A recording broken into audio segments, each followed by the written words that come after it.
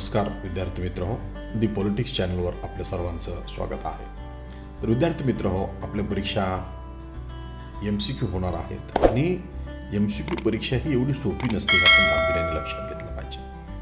कारण अत्यंत टोकदारपणे अभ्यास करून प्रश्नाची उत्तरं द्यावी लागत असतात आणि या पूर्वीच्या परीक्षा त्या कॉलेजमध्ये होत होत्या. आता परीक्षेसाठी सेंटर दुसऱ्या महाविद्यालयामध्ये आलेली आहेत. आपण पाहतो की स्पर्धा परीक्षेमध्ये MPSCची परीक्षा देण्यासाठी 200 मार्काचा पेपर सोडवण्यासाठी विद्यार्थी लाखो प्रश्नांचा सराव करतात आणि आपण किती करतो आहोत. जर आपण अभ्यास केला नाही तर निश्चितपणे आपण परीक्षेमध्ये पास होणार नाही आणि म्हणून आपल्याला विनंती आहे की आपण अधिकाधिक प्रश्नांचा सराव करावा.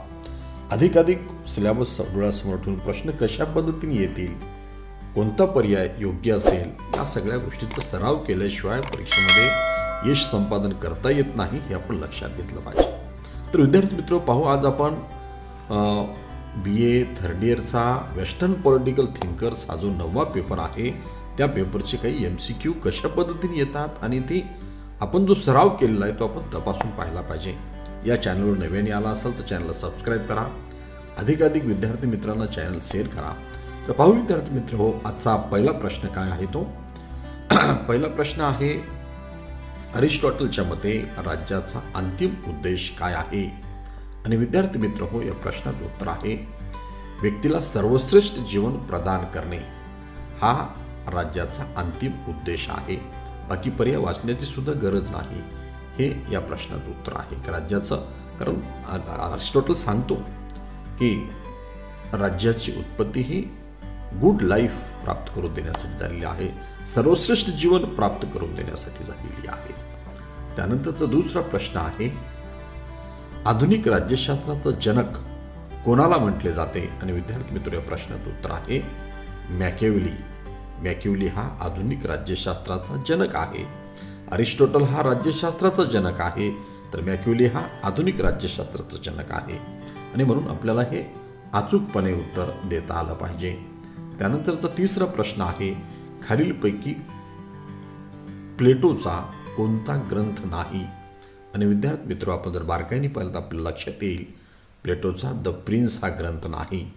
रिपब्लिक, स्टेटमेंट्स आणि लॉजचं इथं स्पेलिंग चुकलेलं आहे, पण लॉज ही 3 ग्रंथ प्लेटोचे आहेत, पण द प्रिन्स हा मॅकियावेलीचा ग्रंथ आहे, हे आपल्या लक्षात असलं पाहिजे. त्यानंतरचा प्रश्न पाहू आपण. त्यानंतरचा प्रश्न आहे प्रश्न क्रमांक 4, मॅकियावेलीने कोणत्या राजकीय व्यवस्थेचा पुरस्कार केला. मॅकियावेलीने कोणत्या राजकीय व्यवस्थेचा पुरस्कार केला म्हटलेला आहे. तर हा प्रश्न थोडा चुकीचा आहे, कारण पर्यायामध्ये राजतंत्रही दिलेलं आहे. मॅकियावेलीने द प्रिन्समध्ये राजतंत्राचा पुरस्कार केलेला आहे, तर मॅकियावेलीने डिस्कोर्सेस या ग्रंथामध्ये प्रजातंत्राचा पुरस्कार केलेला आहे. त्याच्यामुळे ही दोन्हीही उत्तरं बरोबर येतात आणि म्हणून पर्याय आपल्याला बदलावे लागतील. मॅकियावेलीने द प्रिन्समध्ये कोणत्या राज्यव्यवस्थेचा पुरस्कार केलेला आहे, तर तो राजतंत्राचा, अनियंत्रित राजतंत्राचा. आणि डिस्कोर्सेस या ग्रंथामध्ये कोणत्या राज्यव्यवस्थेचा पुरस्कार केलेला आहे, तर त्याचं उत्तर येईल प्रजातंत्राचा. त्यामुळे हा प्रश्न आपण दुरुस्त करून घेतला पाहिजे. त्यानंतरचा प्रश्न आहे प्रश्न क्रमांक 5, प्लेटोने प्राथमिक शिक्षणासाठी कोणता टप्पा सांगितला नाही असं म्हटलेलं आहे. तर प्लेटोने प्राथमिक शिक्षणाची 3 टप्पे सांगितलेली आहेत. वयाच्या 6व्या वर्षापर्यंतचं शिक्षण, वयाच्या 6 ते 18 वर्षापर्यंतचं शिक्षण आणि वयाच्या 18 ते 20 वर्षापर्यंतचं शिक्षण. हे पूर्ण शिक्षण प्राथमिक शिक्षणामध्ये येते. त्यांनी शिक्षणाचे 2 टप्पे सांगितलेत, प्राथमिक आणि उच्च. आणि मग उच्च शिक्षणामध्ये 20 ते 30 हा भाग येतो. आणि म्हणून प्रश्न काय आहे, प्लेटोने प्राथमिक शिक्षणासाठी खालील कोणता टप्पा सांगितला नाही असं म्हटलेलं आहे, तर त्याचं उत्तर येईल 20 ते 30 हा पर्याय येईल. त्यानंतरचा प्रश्न क्रमांक आहे प्रश्न क्रमांक 6, मॅकियावेलीचा जन्म डॅश डॅश या वर्षी झाला. मॅकियावेलीचा जन्म 1469 या वर्षी झालेला आहे. ते हे आपल्या लक्षात असलं पाहिजे. असे प्रश्न आलटून पालटून विचारले जातात. प्रश्न क्रमांक 7 लक्ष द्या, दी कॉन्स्टिट्यूशन हा ग्रंथ खालीलपैकी कोणत्या विचारवंताने लिहिला. आणि विद्यार्थ्यांचं उत्तर आहे अरिस्टॉटलने लिहिला. त्यानंतरचा प्रश्न आहे, अरिस्टॉटल नागरिकत्व डॅश डॅश यांना देत नाही. अरिस्टॉटल स्त्रिया गुलाम परकीयांना नागरिकत्व देत नाही. म्हणजे याचं उत्तर काय येईल? वरीलपैकी सर्व. त्यानंतरचा प्रश्न आहे प्रश्न क्रमांक 9. जॉन स्टुअर्ट मिलचा ग्रंथ खालीलपैकी कोणता आहे? आणि विद्यार्थी मित्र या प्रश्नाचं उत्तर आहे ऑन लिबर्टी. जॉन स्टुअर्ट मिलचा ऑन लिबर्टी हा ग्रंथ आहे. दी पॉलिटिक्स अरिस्टॉटलचा आहे. रिपब्लिक प्लेटोचा आहे.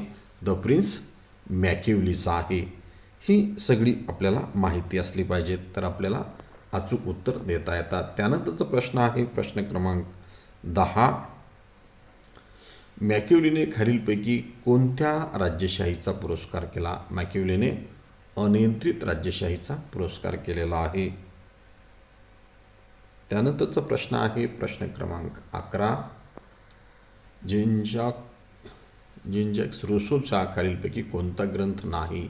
आणि त्याचं उत्तर आहे लेविएथान हा रूसोचा ग्रंथ नाही. सोशल कॉन्ट्रॅक्ट, द इलिमी आणि discourses of the origin inequality हे त्याचे ग्रंथ आहेत. त्यानंतरचा प्रश्न आहे प्रश्न क्रमांक 12. एका वेळेस मनुष्य वडिलाचा मृत्यू विसरू शकतो पण संपत्तीची हानी विसरू शकत नाही असे कोणी म्हटलेलं आहे? नाही, प्रसिद्ध विधान आहे, मॅकिवलीचं विधान आहे आणि म्हणून आपल्याला पर्याय न पाहता टिक मारता आलं पाहिजे. यानंतरचा प्रश्न आहे प्रश्न क्रमांक 13. लोकशाही केवळ योग्य आणि सुशिक्षित लोकांसाठी उपयुक्त आहे असे कोणत्या विचारवंताला वाटते? हे जॉन स्टुअर्ट मिलला वाटलेलं आहे. त्यानंतरचा प्रश्न पाहू आपण. त्यानंतरचा प्रश्न आहे प्रश्न क्रमांक 14.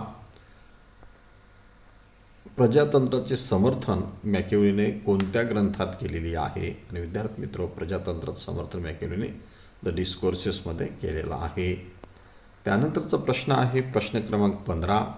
रूसो कोणत्या प्रकारच्या लोकशाहीचे समर्थन करतो? रूसो प्रत्यक्ष लोकशाहीचं समर्थन करतो. त्यानंतरचा प्रश्न आहे प्रश्न क्रमांक 16. मॅकिवलीने मनुष्य स्वभावाचे वर्णन खालीलपैकी कसे केलेले आहे? मॅकिवलीने मनुष्य स्वभावाचे वर्णन मनुष्य दुष्ट, कपटी, धूर्त आहे असं केलेलं आहे. त्यानंतरचा प्रश्न आहे प्रश्न क्रमांक 17. अरिस्टॉटलला राज्यशास्त्राचा जनक म्हटले जाते याचे कारण? तुलनात्मक अभ्यास पद्धती. 158 राज्यघटनांचा अभ्यास अरिस्टॉटलने केला. राज्यशास्त्राला स्वतंत्र दर्जा दिला. ज्ञानाची मुद्देसूद मांडणी केली. आणि या प्रश्नाचं उत्तर काय येईल? वरीलपैकी सर्व. त्यानंतरचा प्रश्न आहे प्रश्न क्रमांक 18.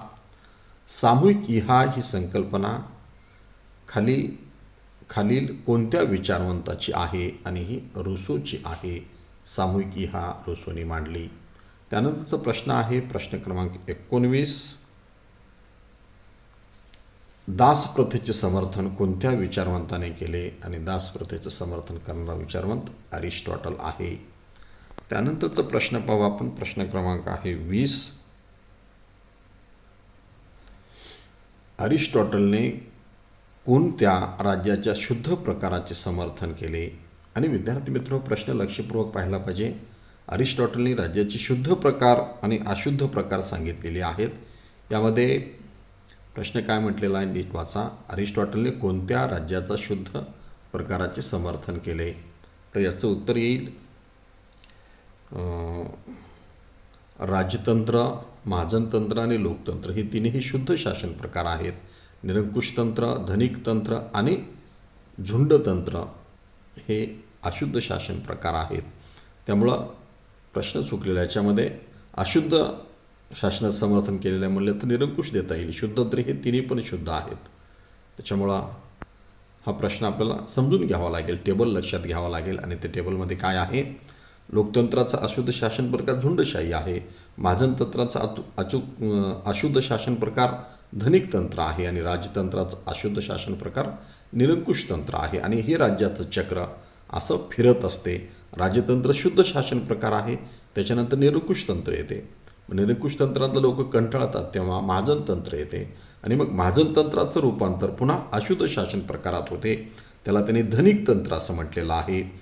आणि मग धनिकतंत्रावर क्रांती होते आणि मग लोकतंत्र येते. आणि लोकतंत्राचं रूपांतर पुन्हा झुंडतंत्रामध्ये होते. म्हणजे अशा पद्धतीने शुद्ध आणि अशुद्ध असं हे चक्र जे आहे, निसर्ग चक्रासारखं फिरत असते असं अरिस्टॉटलने सांगितलेलं आहे. हे आपल्या लक्षात असलं पाहिजे. अशा पद्धतीने आपण प्रश्न विचारात घेऊ शकतो आणि ते सोडवू शकतो. परीक्षा महत्त्वाची आहे आणि ती एवढी सोपी नाही आणि म्हणून आपण हे व्हिडिओ पुन्हा पुन्हा पाहावेत. या चॅनलवर नव्याने आला असाल तर चॅनलला सबस्क्राईब करून घ्यावा. धन्यवाद विद्यार्थी मित्र. जय हिंद, जय महाराष्ट्र.